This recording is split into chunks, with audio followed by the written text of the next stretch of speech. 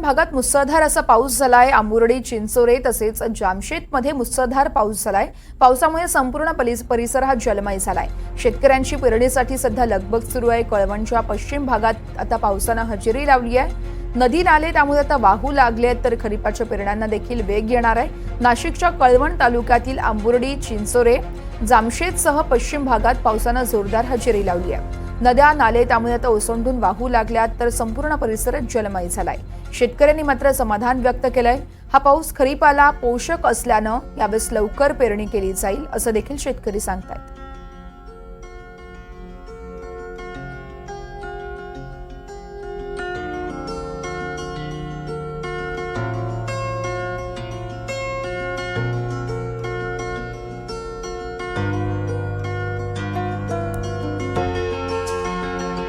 शेतकऱ्यांची पेरणीसाठी लगबग सुरू आहे। पावसामुळे आता शेतकरी आनंद व्यक्त करत आहेत। उकाड्याने हैराण झालेल्या नागरिकांना या पावसामुळे काहीसा दिलासा मिळालाय। नाशिकच्या कळवण भागात मुसळधार पाऊस झालाय।